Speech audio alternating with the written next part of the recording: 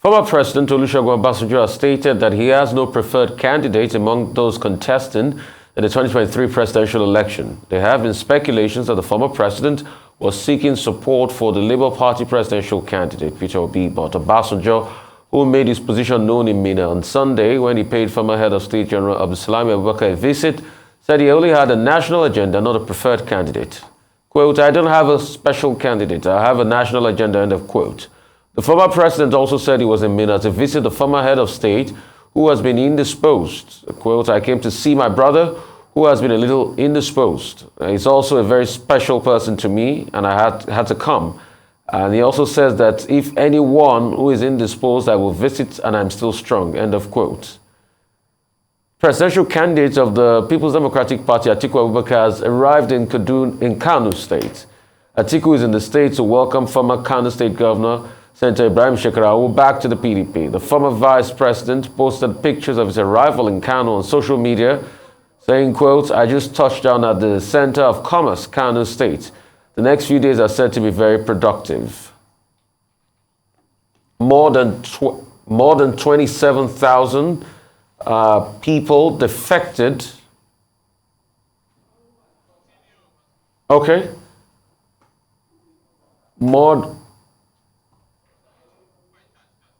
Okay. We wanted to have a lead up to the story before, but we'll come back to you, Dr. Abati, and chat some more about it.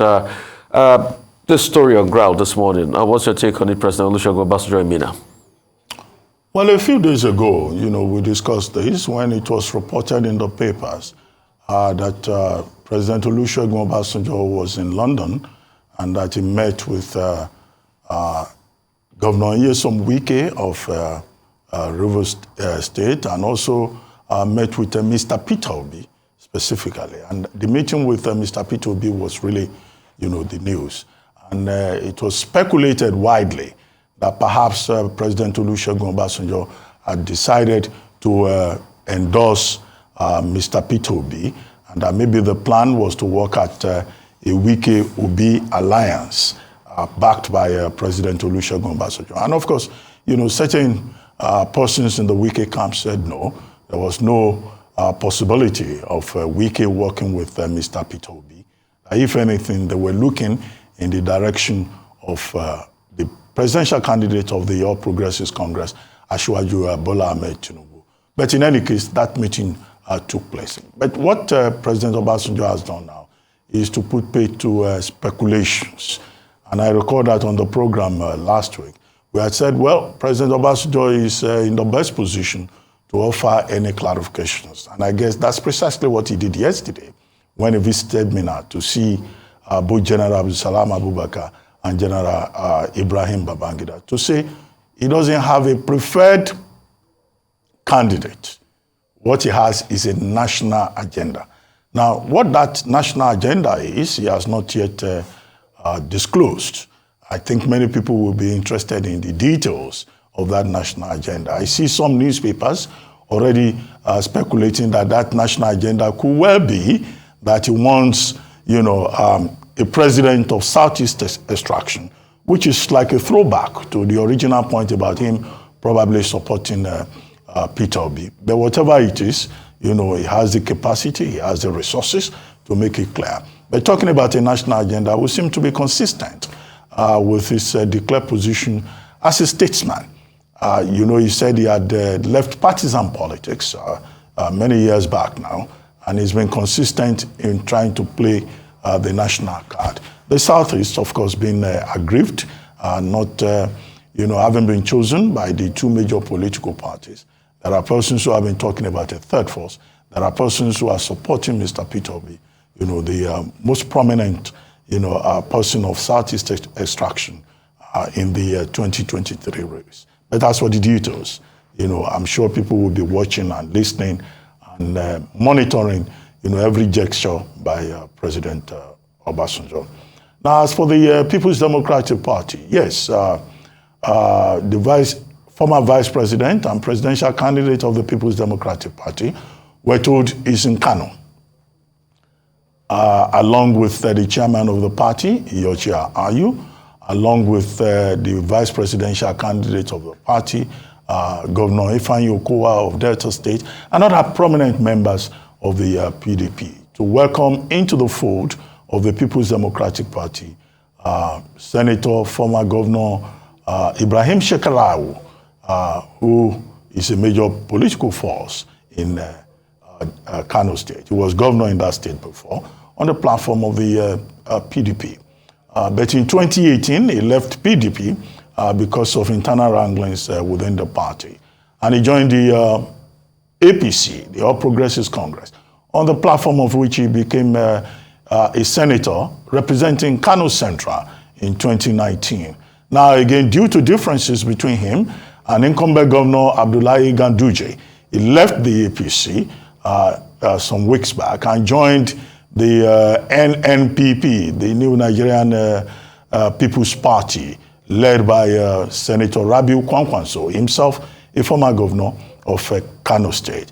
And now a few weeks later, he has left the NNPP. He says because Senator Kwankwanso is not honoring agreements that they reached before he decided to join the NNPP. And what is that disagreement? We're told many of his own political allies that he wanted to be given tickets on the platform of the NNPP did not get those tickets. So today, he defects to People's Democratic Party. He goes back to where he started from. And hence, the PDP machinery led by Alhaji Atiku Abubakar is in Kano to receive him. Now, well, I hope this time around, agreements reached will be met and they will not have an option to leave PDP again before the end of the electoral process. However, all this, again, underscores the importance of Kano as a major political base. People usually say, look, for you to win an election in Nigeria, you have to take Kano, you have to take Lagos, you have to take Rivers, you have to take the major spots. So what will be highlighted beyond the defections to the PDP today will also be the strategic electoral value of Kano as a political constituency. Right. So let me start from Chief Olusegun Obasanjo going to Minna, the Niger State capital, to see former president, former head of state, General Abdulsalami Abubakar, and saying he's got no preferred candidate. There's this talk back and forth, and speculations are quite rife that he's tilting towards Peter Obi, and there are sources that say, you know, in some papers, especially this morning, they're saying he wants to be seen as a nationalist, and that his support for Peter Obi is sort of like going to be redemptive for him, and if he supports Peter Obi in this process and in this campaign. And it also goes back and it filters into that meeting, you know, that was held in London. There are many conversations. The fact that Wike had first met with Bola Tinubu, the presidential candidate of the APC, and Wike met his demands. And that's why we always tell Nigerians the fact that it's about the interest of the politician and not the interest of the people. So I'm sure we all get that now. And when it was said that Wike did meet, and this according to sources, and you can read more on the Disney newspaper this morning for that, it was said that he made his demands, that there are about 50 seats close to him, governorship seats, House of Reps seats, and senatorial seats that are loyal to Wike, and he wanted those seats delivered, and they couldn't reach consensus on those things. So Tinubu felt that what he was requesting was very unrealistic. You know, those were what the sources did say. Take, for instance, he wanted, you know, to be able to retain Rivers State. He wanted no challenge on some of the states that the PDP held before, like Oyo State and the likes. And Tinubu said, you know, he can't guarantee all of that. And when the meeting fell apart, Wike quickly saw the opportunity that Atiku Abubakar was coming to London, and he met with Atiku Abubakar, and they put their talks back online now. All this lobbying and negotiation is for their own interests, not the interests of the people. And that's what politicians will always defend, their interests first. That's why when you were talking about Shekarau, that hope Shekarau doesn't leave the PDP. If there are disagreements, I can assure you before the election, Shekarau might leave the PDP. Because like you said, he just came from the APC to the NNPP not quite long. This same Shekarau was out there saying, oh, the NNPP is my home, I was going to work with it. It was a strong alliance between him and Rabi Musa Kwankwaso. But all of a sudden, things are not working, things are not gelling, then Shekarau leaves. I mean, just like the case of Mr. Jubril, like we keep saying, Jubril that was leading the Bola Ahmed Tinubu, support group that we interviewed in January, the very famous interview All of a sudden, Jubril's bread is not being buttered in the APC any longer. Pum is moved to NNPP, where he can get the seat to be able to run for the federal house. So politicians, for them, is about how their needs are being met, how their political dynasty are being reinforced. And they said he's bringing 20,000 people in the support base. You know, when politicians call numbers, I don't know how empirical those numbers are. I cannot interrogate how empirical those numbers are. But definitely he will have some add-ons because he has his own political base. Shekarawa also brings in, you know, a lot of experience in terms of running for presidency. Let's not forget he was candidate in 2007, if my memory serves me right, in the elections. And he ran for presidency at some point in this country. So let's see how that pans out for the PDP. But all of this is all political horse trading. Everybody's getting their acts together. Peter Obi, his own alliances, Atiku Abubakar, own alliances, Bola Tinubu trying to have meetings together and all of that. And today is the 29th of August. Tomorrow, day after, 1st of September, campaign starts full swing. So we're going to see the full throttle of the campaign. And all of this horse trading are definitely going to intensify leading up to the elections in February. So, like I'll say, let the games begin. But this is just politicians doing their stuff. This one? Indeed, I totally agree with both of you on your positions this morning. It is not new, and this is the season we will see all of that horse trading and even defections, Rufai, in their numbers. You wonder how these numbers add up. The governor of All Progressives Congress touts itself as a party with over 41 million and counting members. So you could say they do have the numbers. The PDP as well has been in power for a long time, 16 years before they were, sent packing by the governing All Progressives Congress at the moment. They were also told that they have the numbers and they're open for more. So it's the season. These meetings in London, we've been getting dribs and drabs of information, but I guess clarity. In the coming days, we'll hear more about those meetings. Former President Olusegun Obasanjo stating clearly his position. We'll see what the national agenda portends for Nigeria. His influence, does he still wield the influence that he has or he portends to have? We'll also see that it's all about time, guys. It's about a month to official opening of the campaigns, 28th of September. We keep our fingers crossed. We'll be here to see all the details unfold and of course bring them to our viewers as they do. It's an interesting time, politicking in Nigeria. Yeah. Thanks so much, Adesua, for that. Looking up for that big day, 28th of September, when all of this gets on the road. Presidential candidate of the People's Democratic Party, Atiku Abubakar, has arrived in Kano. I mean, we've talked about that. And just in continuation, just to give some perspective to that story, more than 27,000, meanwhile, more than 27,000 members of the All Progressive Congress in Bori, Medao and Zango local government area and Katsina Northern Senatorial District are defected to the opposition People's Democratic Party. The PDP chairman in the state received the defectors. Saliu Yusuf Megiri says the party has received a total of 19,005 members of the APC in Bori and Zango local government area and 7,500 defectors in Madwa local government area. What we have done briefly in Aure, we have received 19,500 decampees from the ruling party, the APC. And the function was well attended by who is who in APC in Paula local government, where they decamp from the ruling party to the main opposition party, the People's Democratic Party. And we are now here in Mayadua. In Mayadua, the same thing. We have received over 7,500 decampees within the Mayadua, 10 wards of Mayadua local government. So far, from Aule to Mayadua today, we have received 27,000 people from APC to the opposition party, the PDP. So here in Katsina, this is what we have been doing since the official flag up of campaign does not start.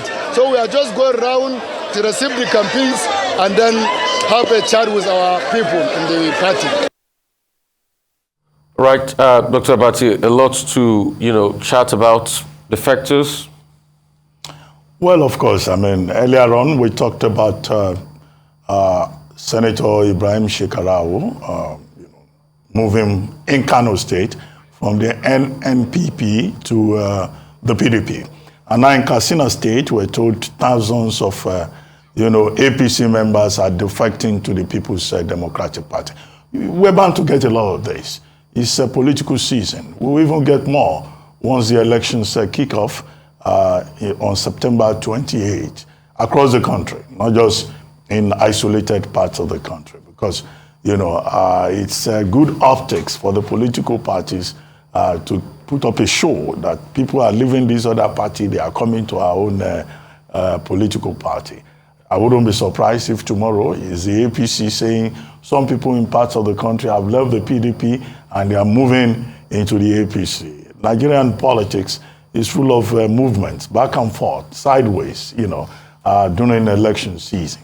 For one reason, the simple reason, as you highlighted on Friday, as we all said, that look, politicians simply pursue their own interests. They pursue where they think they can get the best advantage.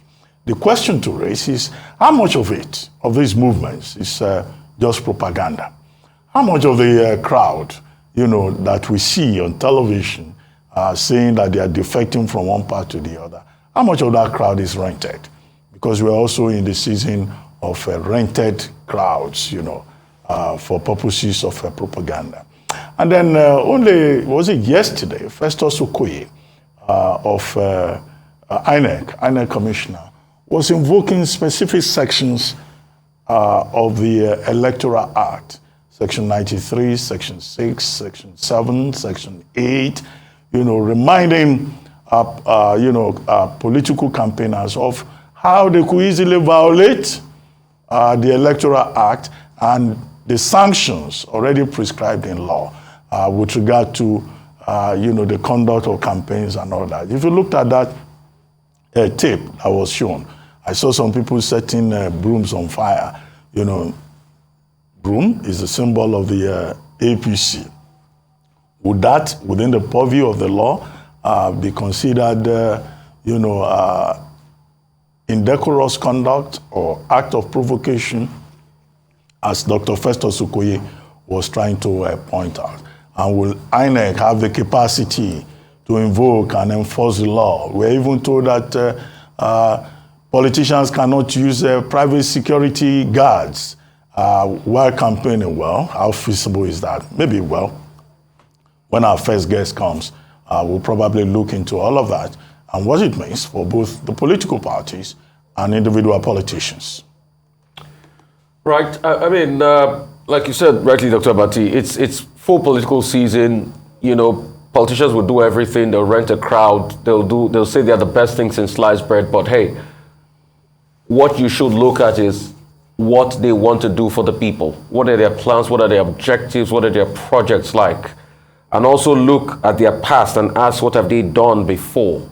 Like you said, talked about the defection of Shekarau. Shekarau did run for presidency. It was in 2011 on the ANPP, to get that fact right. And it's full-on political season. But here, this defection really ticked something in me. For these people, where they said over 11,000 people in some local government, 20,000 people in some local government, I would have wondered that if they have the precise number of party members that defected with them, obviously they have their data. So what have they been able to do for these people with the exact data they have?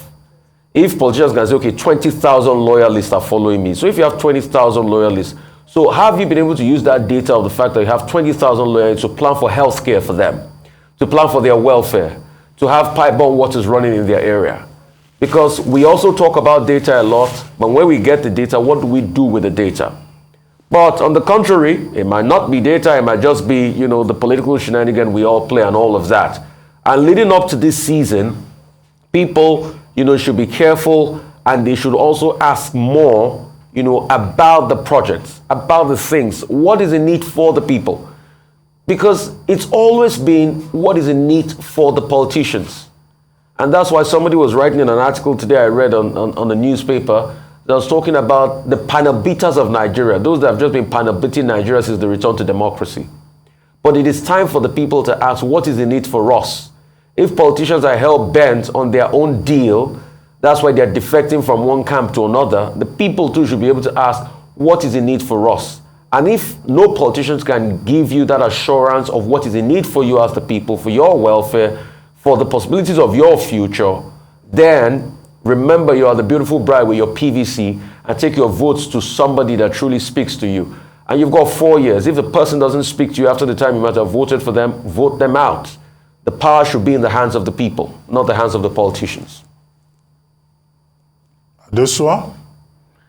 And it is. The power is truly in the hands of the people. Yes, Dr. Bati. I think for too long we've left electoral education in the hands of INEC itself. The political parties seem to have been caught napping when it comes to that. Dr. Bati talked about rented crowds. We are talking about politicians defecting on one hand, but I think the people also have been defecting a lot, defect from one crowd to the other. How much of this crowd translates to electoral values? If only crowds won politicians' elections, I don't think we would need to have so many political parties, because from the crowd, you'll be able to determine just how many votes you'll be coming in with as a political party. So, yes, the people have a lot to do as well. It's not just the politicians. They have their shenanigans. But what about the people? Don't we have some blame as a people to also take in all of this? The political parties, INEC, civil society organization, the media, it's time to wake up. It's time to educate the people. And I think that's what this season should really be about. Interrogate those figures, interrogate the politicians, interrogate what they are telling you. The manifestos are going to be rolled out. Are you going to hold them accountable to them, or is it just going to be the same old order? I think the time has come. A lot needs to be done.